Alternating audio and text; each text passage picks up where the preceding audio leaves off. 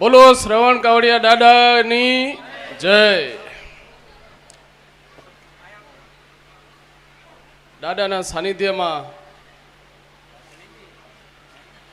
મેળા નિમિત્તે પધારેલ ધરમપર, જવાનગર, લોડાઈ, ઉમેદપર, ખેંગારપર અને બધા સામાજિક આગેવાનો અને ભક્તો, આપે અહીં પધારીને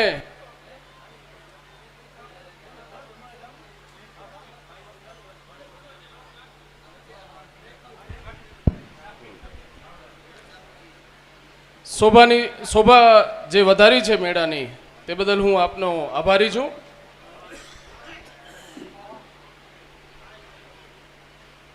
પ્રમુખ તો ઠીક છે, પણ જે અમારા વડીલો લખણા બાપા, જે મારા દાદા હતા, એમને જે આ કાર્ય શરૂ કર્યું હતું, એમને આગળ વધાર્યું મારા પિતાજી હરિભાઈ પટેલ, જેમનો બહુ મોટો સિંહ ફાળો છે। આજે જગ્યાના અંદર પોતાની મહેનતથી ને બુદ્ધિથી જે વિકાસ કર્યું કે જે આજે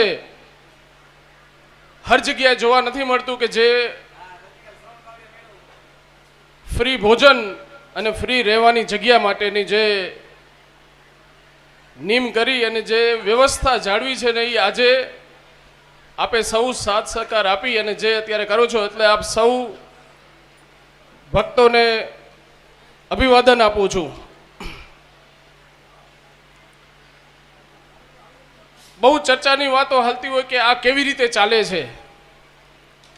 અમારું કોઈ મોટું ટ્રસ્ટ નથી, કોઈ ફંડ નથી, કોઈ સરકારમાંથી પૈસા નથી લેતા, પણ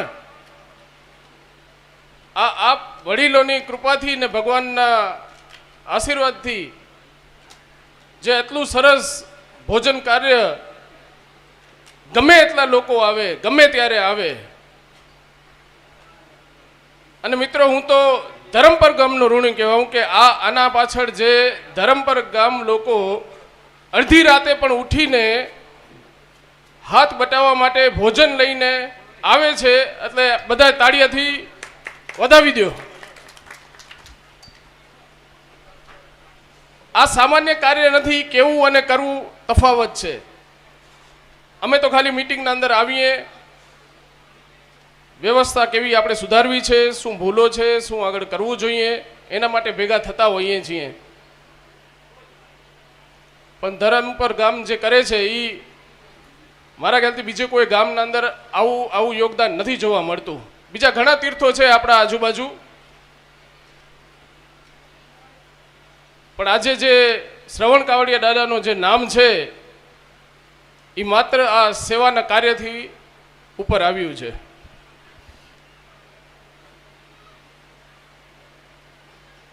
હવે આપણો સમાજની મીટિંગ જે થઈ હતી એની બે વાતો કરીએ આપણે। જે નવા ઠરાવ પસાર થયા છે એના માટે ખરેખર વંદન છે કે આજે જે રાસના અંદર આપણી દીકરીઓ, બહેનો, માતાઓ જે જોયા, એ નિયમનો પાલન કર્યો છે, તો વધાવી આપો બધા એમને। તો આ જોઈને લાગે છે કે ખરેખર સમાજ એક સુધારા તરફ જઈ રહ્યું છે। ક્રાંતિની આગ બધામાં હતી, જે હવે ધીમે ધીમે આગળ વધે છે। આ સુધારા સારા છે, પણ એક શિક્ષણની વાતો જે રહી ગઈ, એનામાં ઠરાવની એક જરૂર છે, જે ભવિષ્યમાં મને લાગે બધા આગેવાનો ભેગા થઈને આપણે શિક્ષણ અને સગપણ, એક સગપણ જે અત્યારે બંધ થઈ જાય અને માત્ર શિક્ષણ તરફ ધ્યાન આપે, તો અત્યારની હોડમાં જે બીજા સમાજ જે આપણાથી ઘણા આગળ છે, એની સરખામણીએ ક્યાંક તો જ પહોંચશું અગર આપણે એક માત્ર સગપણવાળી પદ્ધતિ અગર બંધ થઈ જાય। તમારા છોકરાઓને શિક્ષણ આપો, એને ભણાવો, દીકરીઓને ભણાવો, દીકરાને પણ એટલો જ ભણાવો। માત્ર 10મા ધોરણ કે 12મા સુધી નહીં, પણ graduation, post graduation, upper higher education જે બી લઈ શકતા હો,